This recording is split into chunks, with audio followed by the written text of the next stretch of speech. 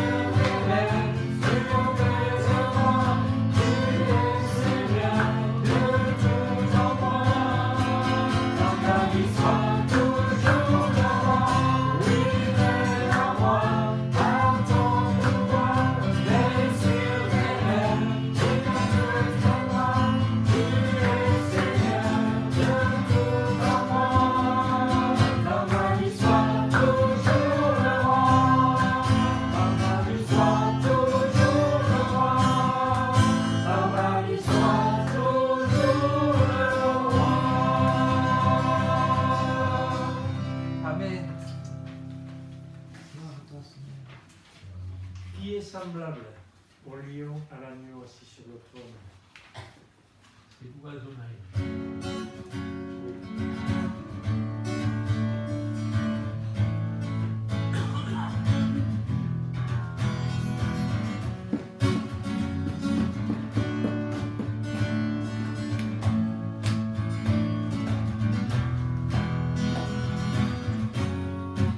Les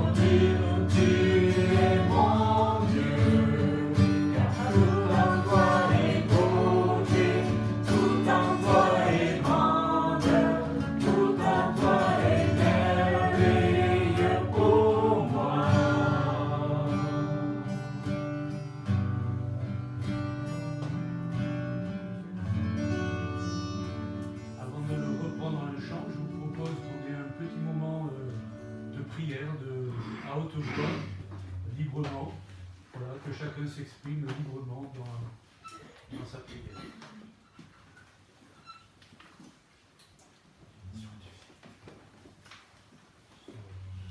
Oui, à toi la gloire, notre Sauveur, notre Père éternel. Merci pour ta présence, Seigneur, pour la présence du Saint-Esprit. Qu'elle descende sur nous, Seigneur, comme le dira les paroles de ce prochain chant. Que le Saint-Esprit descende sur chacun d'entre nous, Père, dans le nom de Jésus-Christ. Amen. Amen. À toi soit toute la gloire. Sois béni, Seigneur. Merci Seigneur pour avoir rassemblé tes brebis en ce lieu, et je te demande Seigneur de bénir cette assemblée qui est venue rendre un culte qui te soit agréable, Seigneur. Merci pour ton Esprit Saint que tu nous dispenses afin que nous puissions vraiment t'adorer en esprit et en vérité. Mets Seigneur dans nos bouches les paroles que tu veux entendre aujourd'hui. Aide-nous Seigneur à chanter nos chants avec allégresse et en vérité Seigneur.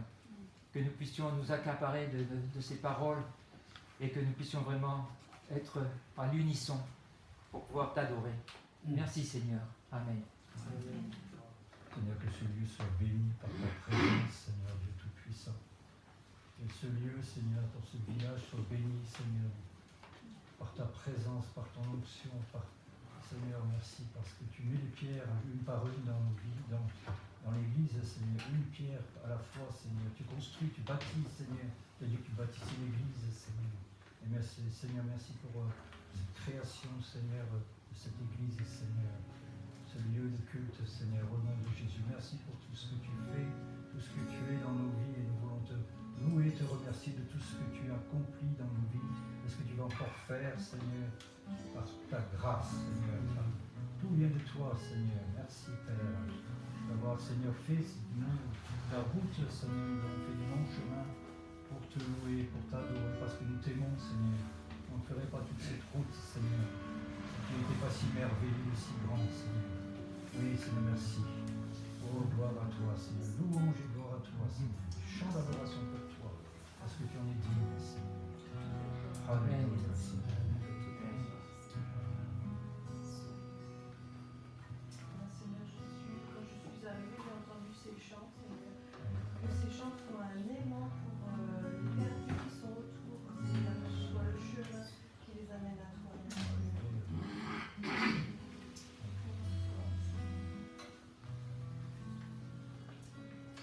Seigneur, nous voulons te remettre Dominique qui est juste au-dessus. Elle est allongée parce qu'elle est malade. Nous te la remettons, Seigneur, pour que tu viennes la guérir, la toucher. Voilà, je crois que l'ennemi n'aime pas que tes serviteurs rentrent dans le plan de bataille, Seigneur. Et nous lions l'ennemi des âmes qui voudrait nous empêcher, Seigneur, dans le nom de Jésus. Amen. Amen.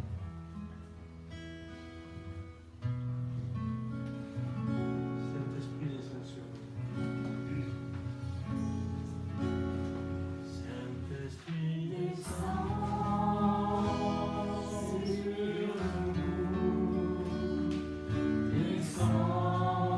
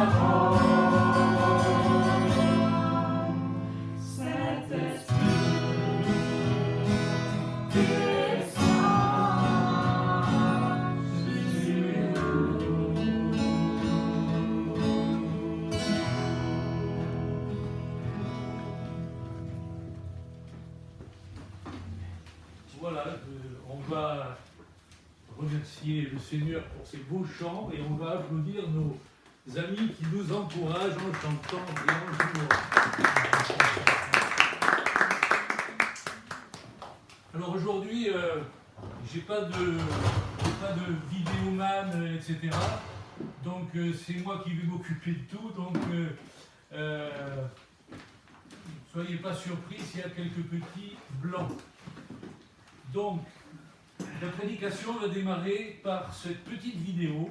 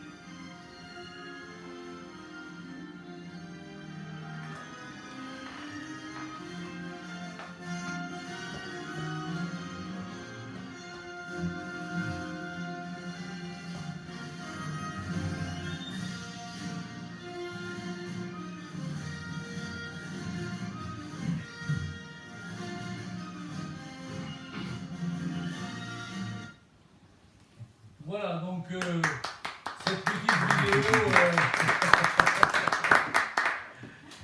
petite vidéo, je dirais, elle m'a été venue sur une réflexion. Attendez 2 secondes, je suis... voilà.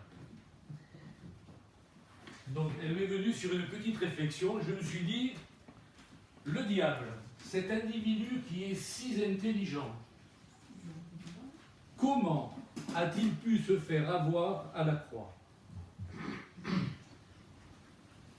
Il faut se poser la question. Comment cet individu qui est si puissant, si intelligent, a pu se faire avoir à la croix? Alors, j'ai créé... Ah oui, d'accord, attendez, parce que toutes les feuilles se sont mélangées avec le vent. J'ai créé donc une petite enquête. J'ai fait une petite enquête. Excusez-moi, il y a des feuilles qui se sont... Voilà. L'ennemi des âmes, il n'est pas content de ce qui se passe. Vous voyez pas des feuilles par terre? Ah si, là-bas.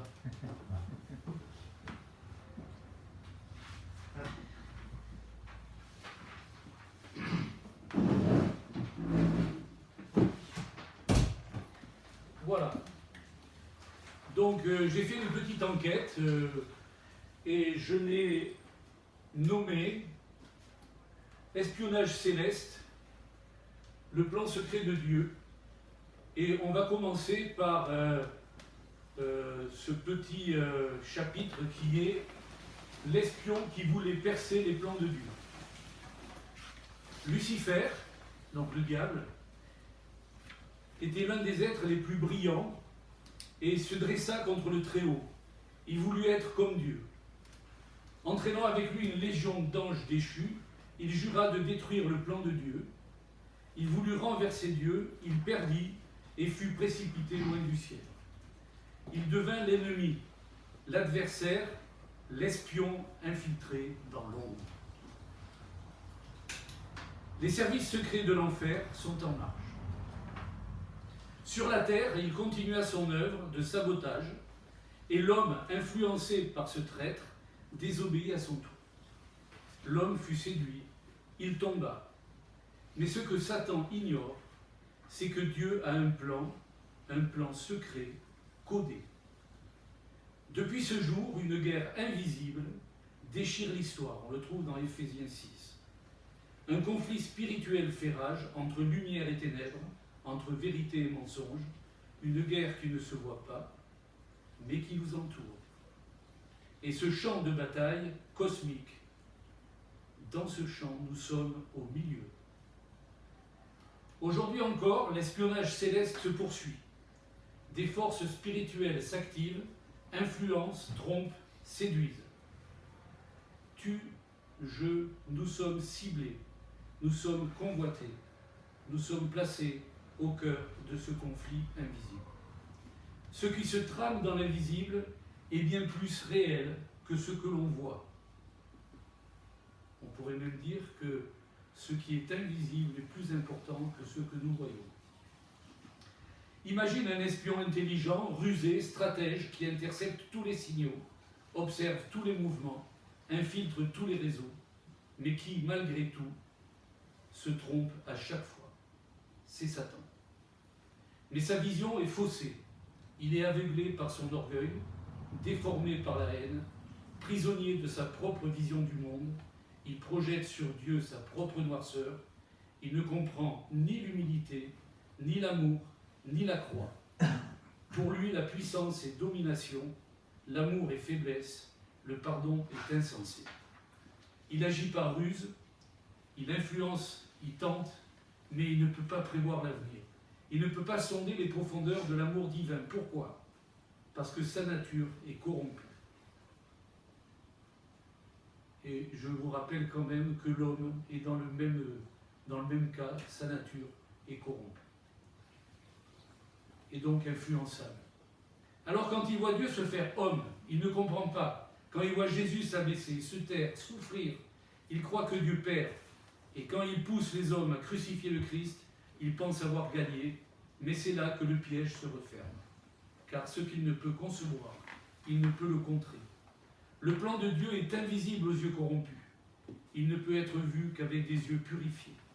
Le diable voit, mais il ne comprend pas. Là où il attend domination, Dieu donne service. Là où il attend vengeance, Dieu offre grâce. Et c'est ainsi que, croyant triompher, l'ennemi tombe toujours, car il ne sait pas regarder autrement qu'à travers lui-même.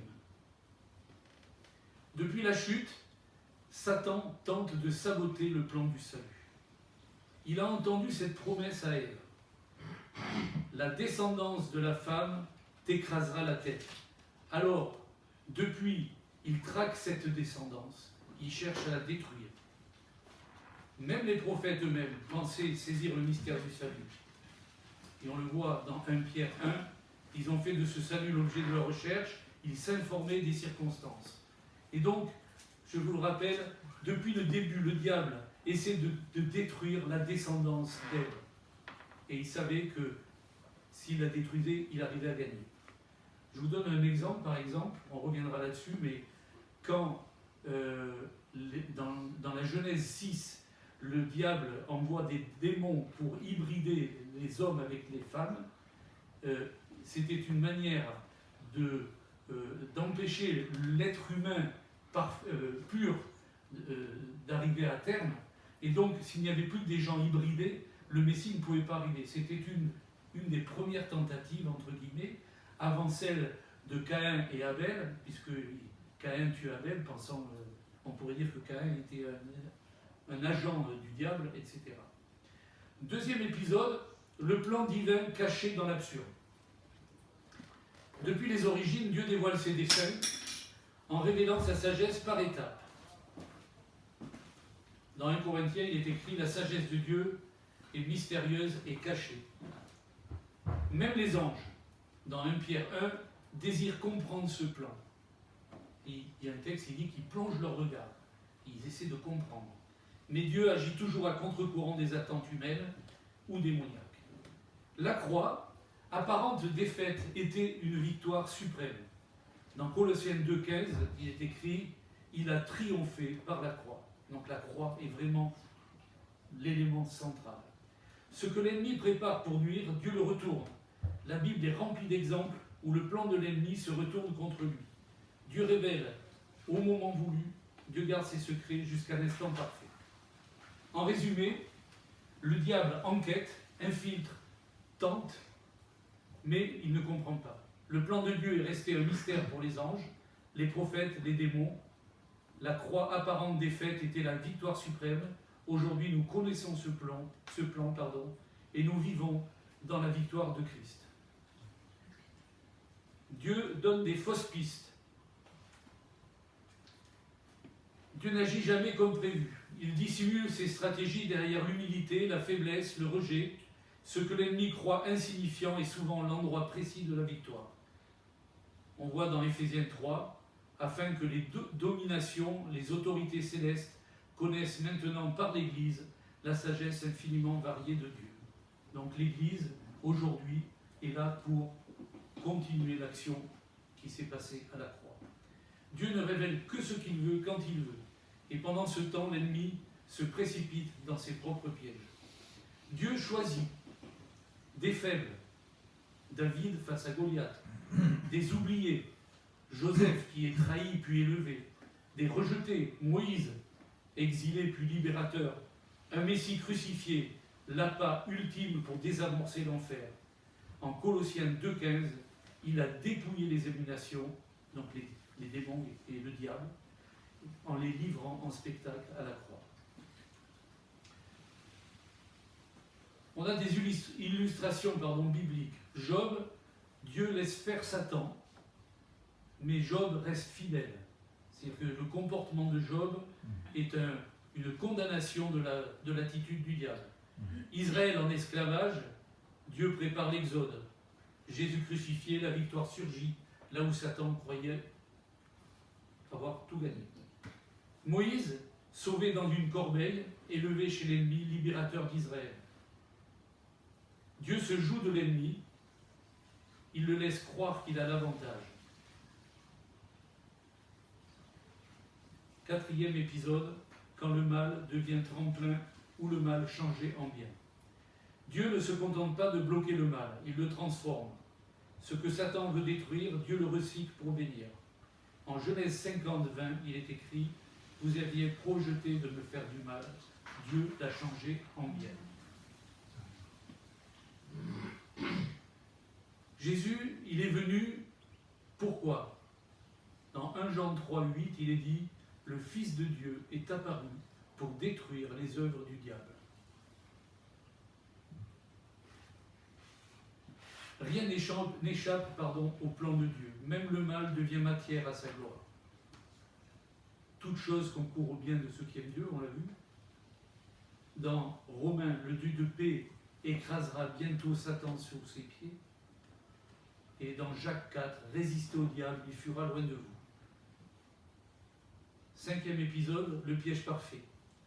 Un plan millimétré, silencieux, conçu depuis l'éternité. Au centre de ce plan, la croix. Il y a eu un jugement inique. Et là, on voit vraiment l'action du diable. Les puissants de ce monde croient agir librement en condamnant Jésus. Judas trahit, Pilate hésite. La populace passe de Hosanna à crucifie. Les pharisiens triomphent, le ciel se tait, le Fils de Dieu est crucifié. Satan jubile, le Messie est mort. Le Messie est mort, victoire. Erreur fatale, au moment où l'enfer croit avoir gagné, il tombe dans le piège divin. Dans 1 Corinthiens 2, il est écrit « Aucun des chefs de ce siècle n'a connu la sagesse de Dieu, car s'il l'avait connue, il n'aurait pas crucifié le Seigneur de gloire. » La croix n'était pas un échec, mais l'arme cachée du ciel. Et donc, on voit bien dans le texte de Colossiens 2, Dieu a dépouillé les dominations en triomphant d'elles par la croix. La croix, c'est le triomphe de Dieu. Alléluia. Ce bois de malédiction devient le trône de gloire, l'humiliation devient salut, la faiblesse devient puissance, la mort devient victoire. Acte 2. Cet homme livré selon le dessein arrêté et la présence de Dieu, vous l'avez crucifié. C'est bien le diable qui a poussé les hommes à faire cela. Jésus n'a rien subi, il a accompli. Ce n'était ni une erreur, ni une défaite. C'était l'opération secrète du ciel, préparée dans les coulisses de l'éternité. Dans 1 Corinthiens, il est écrit « Nous prêchons la sagesse de Dieu, mystérieuse et cachée. » Ce que nous faisons aujourd'hui. Et dans Ésaïe, mes pensées ne sont pas vos pensées. La croix, donc, c'est le modèle de tous les retournements. 6e épisode, les agents secrets du royaume. jusqu'ici. Ah, pardon, qu'est-ce qui s'est passé? Ah, mais. Donc là, voilà, la croix. Donc vous voyez, ça c'est le voile déchiré. Quand Jésus meurt, il y a le voile du temple de Jérusalem qui se déchire. Et c'est un symbole pour nous montrer que, à ce moment-là, Dieu a ouvert à l'homme l'accès direct au cœur de Dieu. Et donc, les agents secrets de Dieu. Jusqu'ici, nous avons vu le plan caché de Dieu, les retournements stratégiques, le piège parfait de la croix. Pardon, j'ai la gorge sèche. Mais maintenant, et nous, le diable cherche à influencer nos pensées, à nous détourner de la vérité, et surtout à nous empêcher de comprendre le plan céleste. Depuis la chute, notre regard est faussé. Ce que Dieu a fait paraît insensé et la croix de Christ devient une folie pour l'homme naturel. Mais lorsque le Saint-Esprit agit, il nous ouvre les yeux, il nous révèle notre véritable condition, nous convainc de péché et nous conduit à la repentance. C'est alors que nous comprenons que ce qui s'est réellement passé à la croix, Dieu s'est incarné, il s'est abaissé jusqu'à devenir homme pour souffrir à notre place, porter notre condamnation et nous réconcilier avec lui. À ce moment-là, écoutez bien, un choix s'impose. Le plus important, choix de ta vie. Lui offrir ton cœur en retour.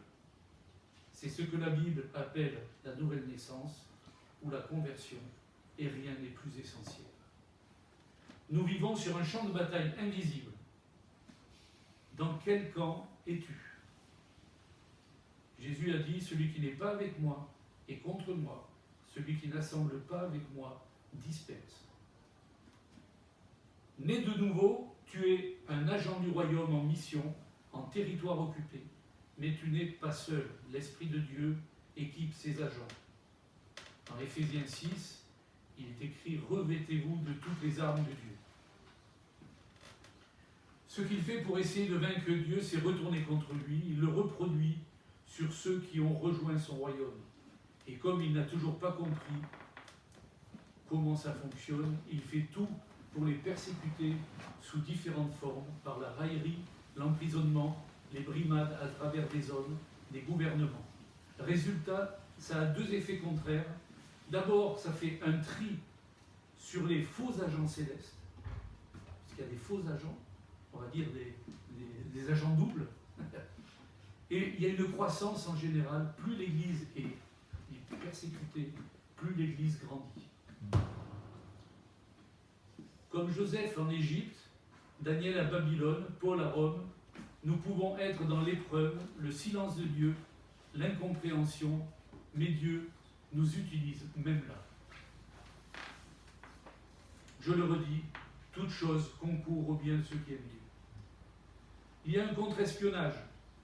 L'ennemi agit aussi, Satan agit aussi avec des agents. Il passe rarement, écoutez bien ça, il passe rarement par des attaques directes. Mais il manipule les humains par leurs pensées, leurs paroles, leurs décisions.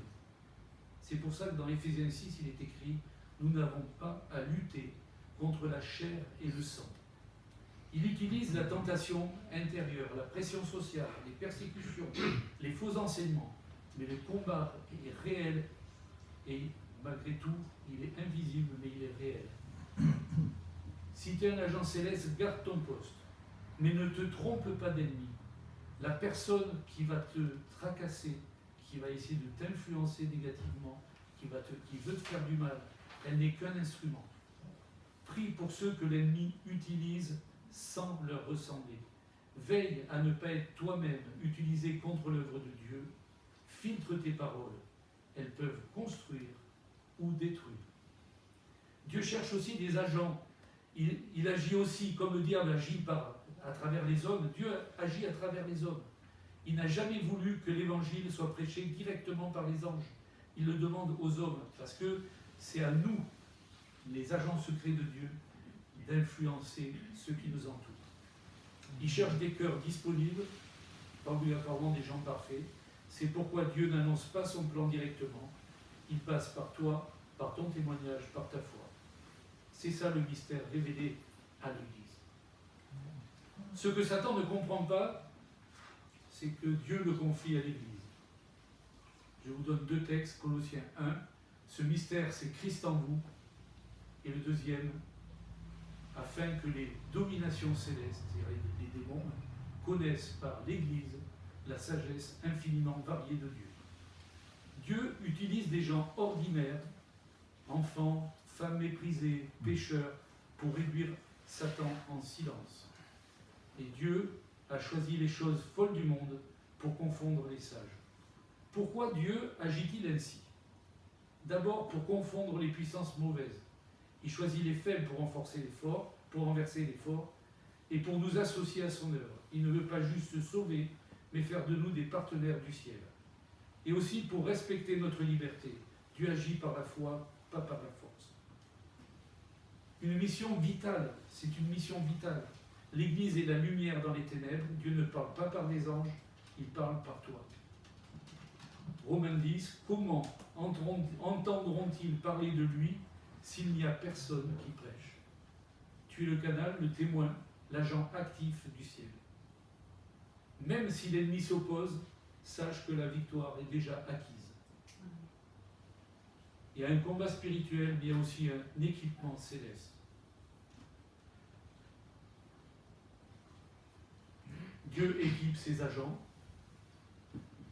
Il nous donne son esprit pour nous guider, sa vérité pour nous fortifier, son armure pour nous protéger, et cet agent du royaume, c'est toi. La victoire est acquise, mais le combat continue. Nous sommes appelés à résister, à marcher dans la lumière, à discerner ce que même Satan ne peut voir. L'amour qui sauve, la croix qui triomphe, le plan parfait du Dieu Tout-Puissant. 7e épisode,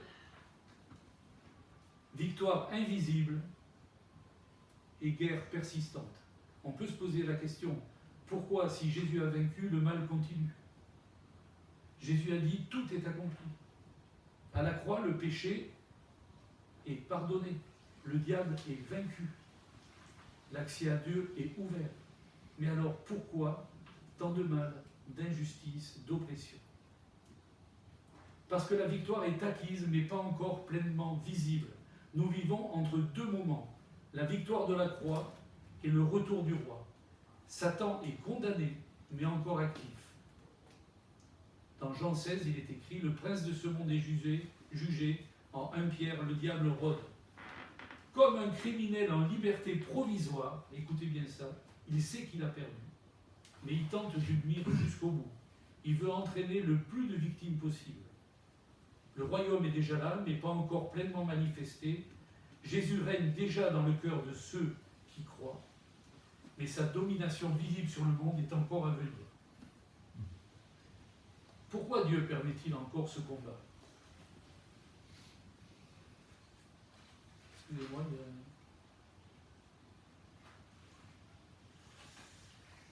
je crois qu'il manque un texte qui était, je vous le dis de mémoire, je prends le papier pour lire parce que c'est pour me rassurer, mais je pourrais vous le dire sans le papier. Le diable, il a été jugé, mais son jugement n'a pas encore été exécuté. Vous comprenez, dans la justice, vous prenez un bandit, il passe devant le juge, il est condamné. Mais tant que le jugement n'est pas exécuté, il vit comme s'il n'était pas jugé. Alors pourquoi Dieu permet encore ce combat? Pour affermir notre foi, pour exercer notre autorité spirituelle, pour laisser aussi du temps pour qu'il y ait le salut aux autres personnes. Parce que ceux qui ne connaissent pas, qui ne sont pas des agents du Seigneur, ils ne le savent pas, mais ils sont manipulés, aveuglés, et ils ne peuvent pas saisir ce que Dieu a prévu pour eux. Leur vision est faussée par leur orgueil ou leur haine.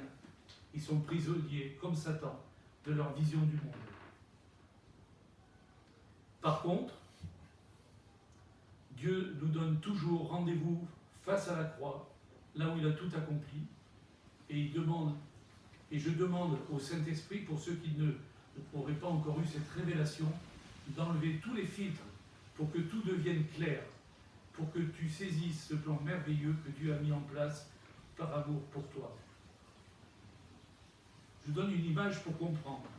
Un roi, un tyran, est capturé, désarmé, mais ses soldats éparpillés continuent à semer le trouble, sachant que la fin approche. C'est là où nous en sommes.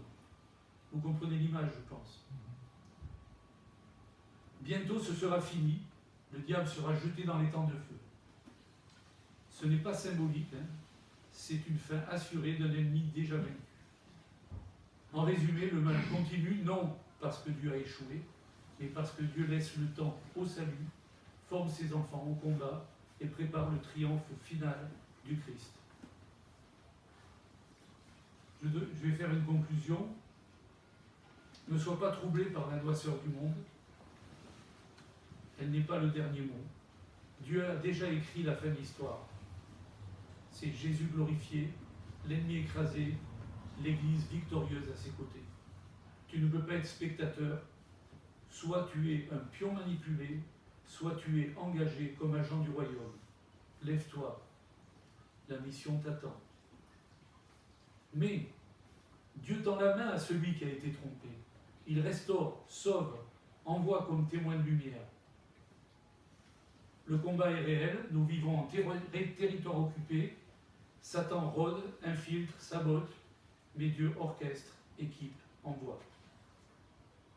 Il n'y a pas de neutralité. Tu es appelé à discerner, résister, témoigner. Tu vis peut-être la trahison, l'injustice, le rejet. Mais ce que l'ennemi veut pour te briser, Dieu l'utilise pour te bâtir, puisque toute chose concourt au bien de ceux qui aiment Dieu. Même dans le silence, Dieu agit. Même dans l'ombre, il prépare la victoire. Jésus a déjà vaincu, le diable est actif, mais condamné.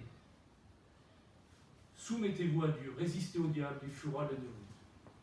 Le monde est le théâtre d'un espionnage céleste, le diable manœuvre, mais Dieu orchestre. Le combat est rude, mais la victoire est certaine. Le plan est caché, mais tu peux faire partie de la mission. Alors lève-toi, rejoins la mission, marche dans la lumière et fais confiance au maître de l'invisible. La victoire est déjà en marche. Que Dieu vous bénisse. Nous allons demander à Dieu de sceller ses paroles dans notre cœur par son Saint-Esprit. Voilà, Seigneur, scelle en notre cœur ce que nous venons de partager. Nous allons faire un petit chant de louange et ensuite nous prendrons la Sainte Seine qui sera la continuité de la prédication que je viens de faire.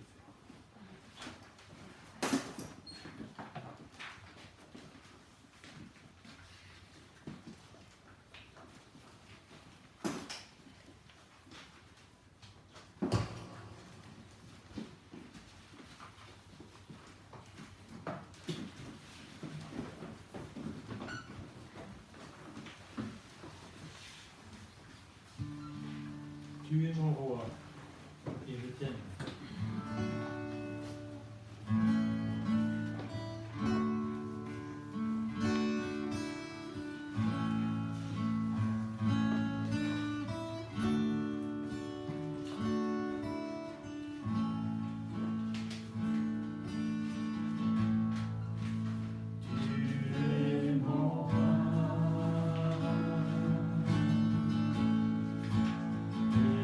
Je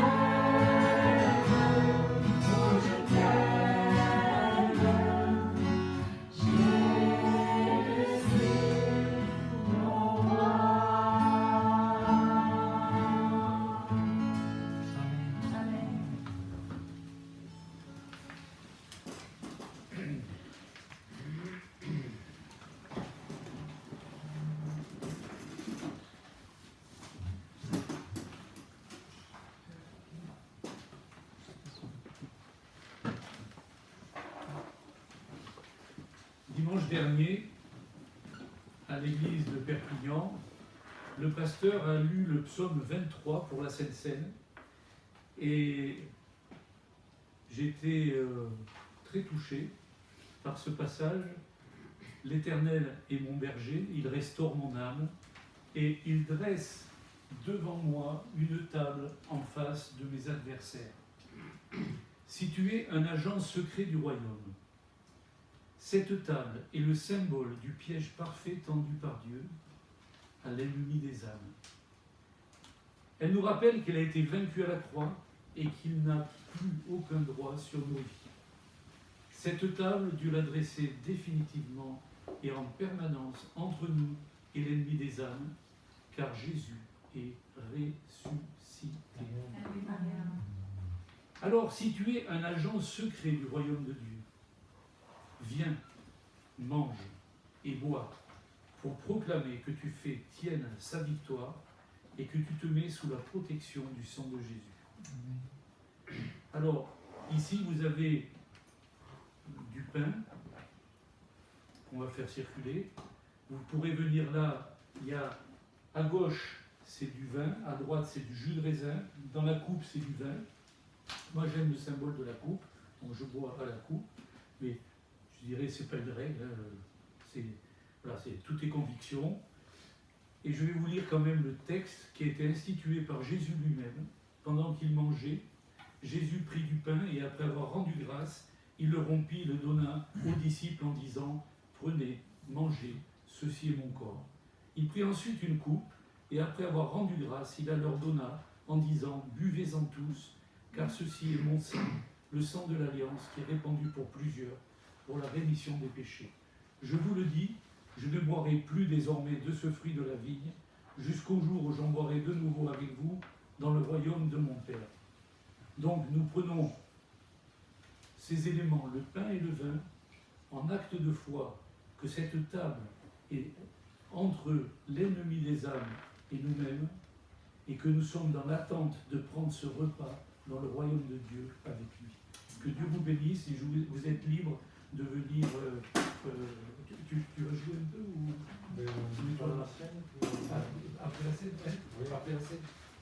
Voilà, donc je vous donne le pain. Pierre. Non, tu continues.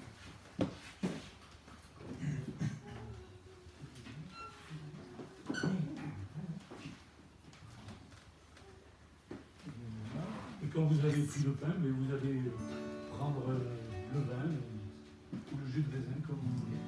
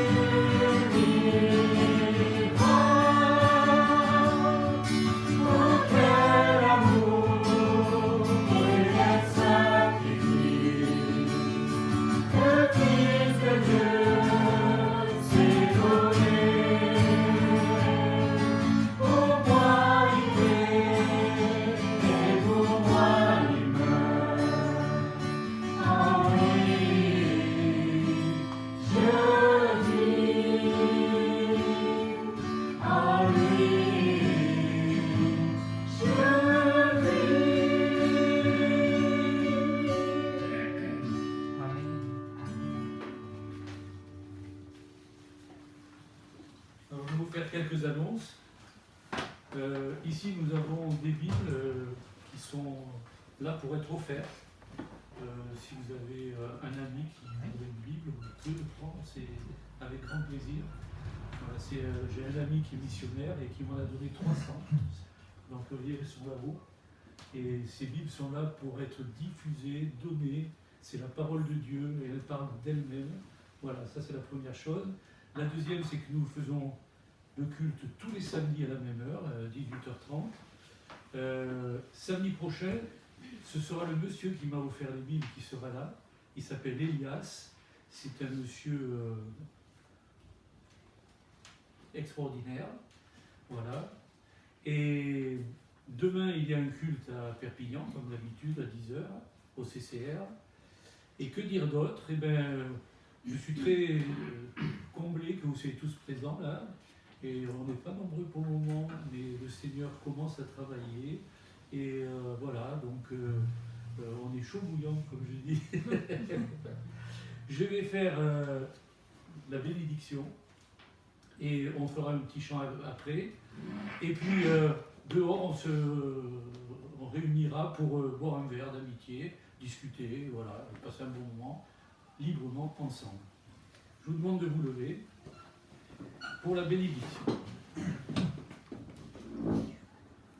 Que le Seigneur vous bénisse et qu'il vous garde. Que le Seigneur fasse luire sa face sur vous et qu'il vous fasse grâce. Que le Seigneur tourne sa face vers vous et qu'il vous donne la paix. Dans le nom de Jésus. Amen. Amen. Amen.